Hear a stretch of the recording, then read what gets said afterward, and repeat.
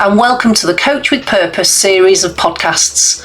My name is Sam Sloan, the founder of 123 People Development, the learning provider who grows people, potential and performance. In this podcast series, I will be chatting with practical coaches, mentors, leaders and individuals who are experts in their fields and will explore their experiences, maybe their techniques, their thoughts on how to coach with purpose that encourages and drives change and develops self-awareness. Today, I've got the absolute pleasure to talk to Jane James. Well, who have we got today then? We've got Jane James, the CEO and founder of Little Voices. It is an absolute pleasure to have this gorgeous human being sat here with us today. Well, thank you for having me. You're most welcome. It's very exciting to be sat on the other side of the microphone being interviewed.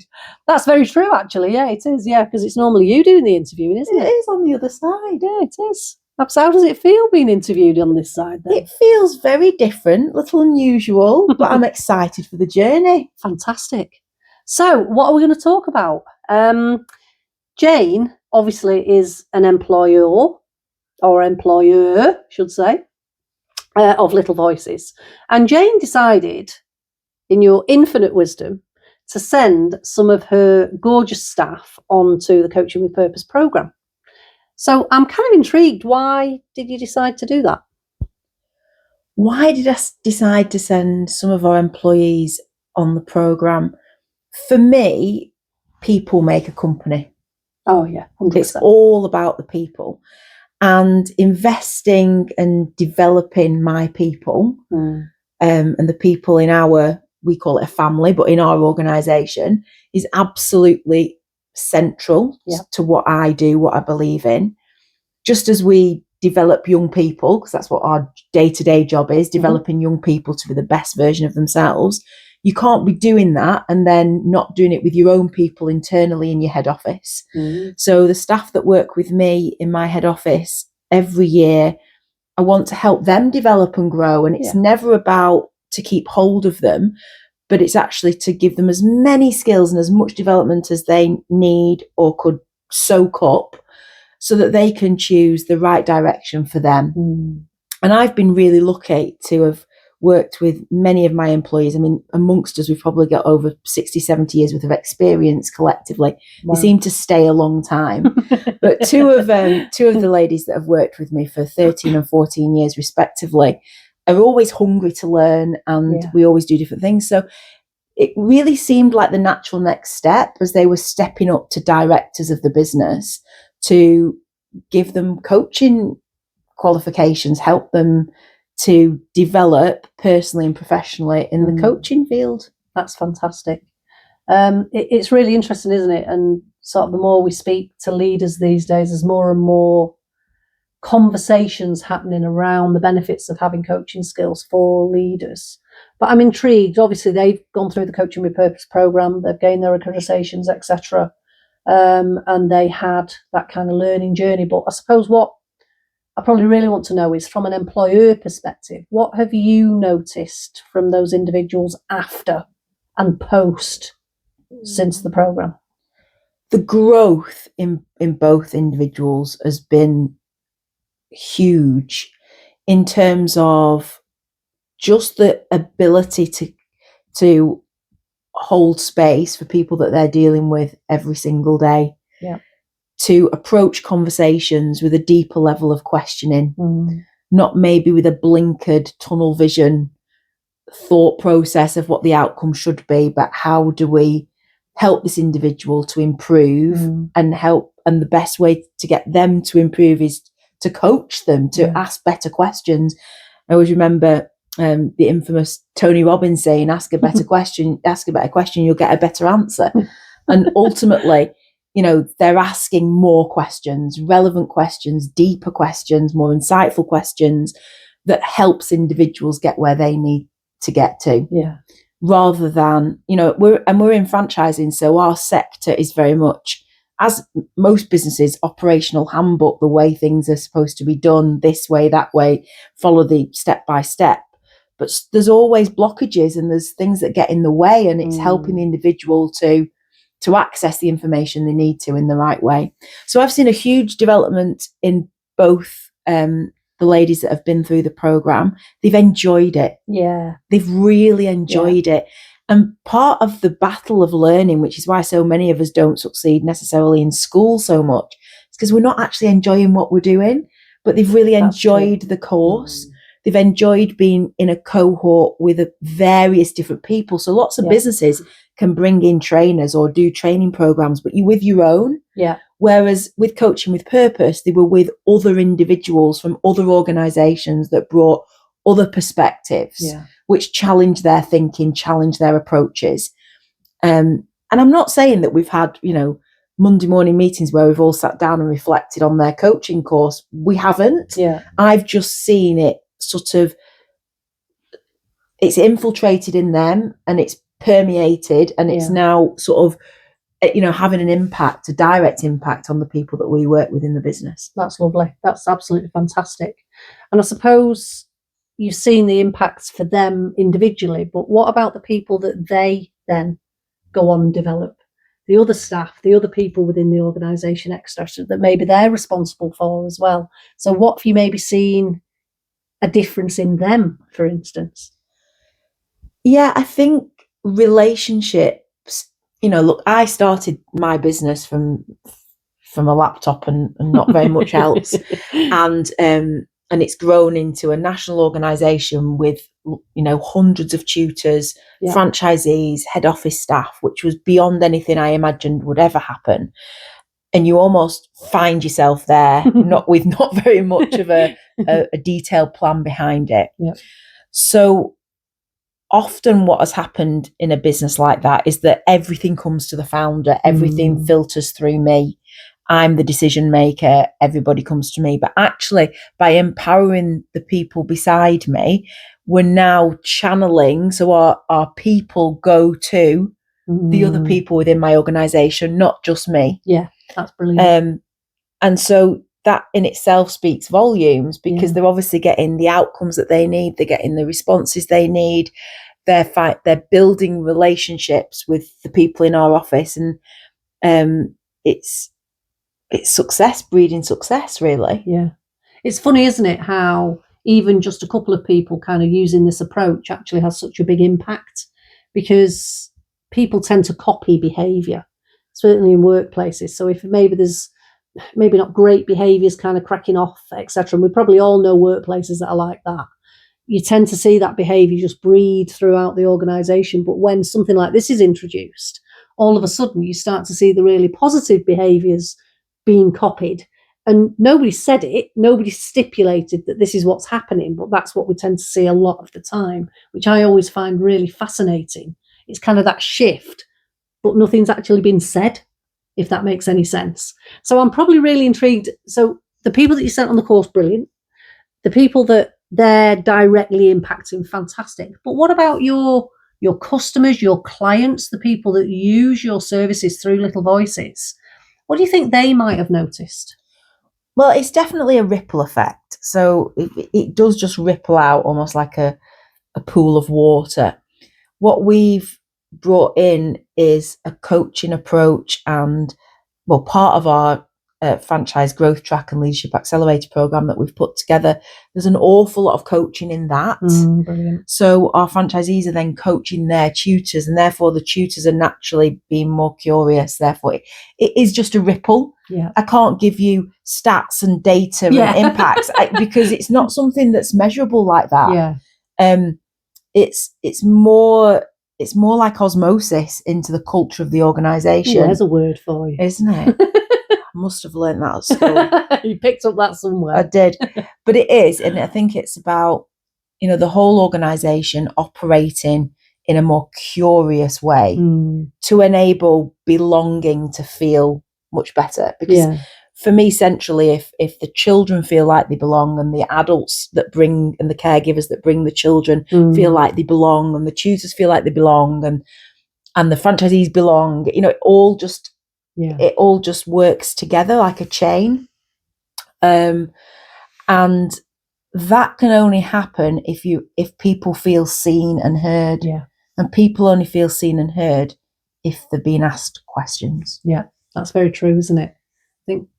We think a lot of the time we're very good at asking questions, but when we really kind of turn a bit of a focus on it, a lot of the time they're quite transactional, and people don't realise they're even doing that. But then there's a real sense of shift when somebody is genuinely curious, maybe speaks and listens a little bit more than they speak, for instance, that type of thing, and that kind of genuine curiosity sits behind it. It's just quite interesting just to see the response. Now, you mentioned just a few moments ago about people don't necessarily come to you as much as they did now. They're a bit more empowered to go off and maybe make decisions or do things differently, etc., which I have no doubt has given you a bit more time. But what else from an employer perspective would you say is a benefit to your people taking this type of approach on? Look, this doesn't just impact the business, but the people that are doing the course and completing the course with coaching with purpose. It's then impacting their personal lives as well. It's not just professional. Yeah.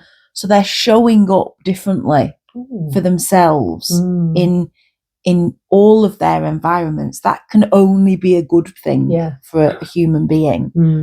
And from that position means that they move through life not reacting so much, just responding, and generally just have a slightly different energy, just a shift. And I'm pretty sure that if you're investing as an employer, if you're investing in your people and it's impacting your end users and your customers, that is a huge return on investment to an organisation, to a company, but also for the retention of your staff. So as I said, I didn't set out with that being the end purpose or goal. It never has been in 18 years of running a business.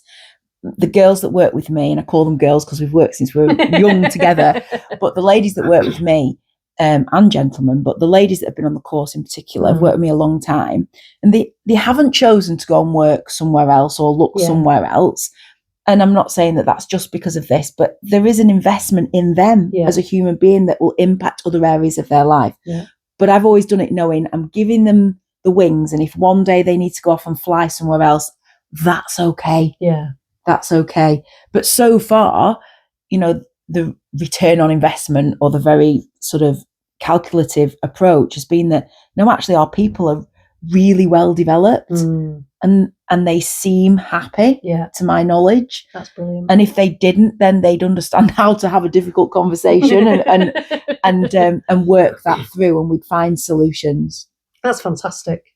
It really is. I think you probably don't think about that, like you've said, when you initially do this type of thing, maybe in an organisation, etc. But this is a real byproduct of that.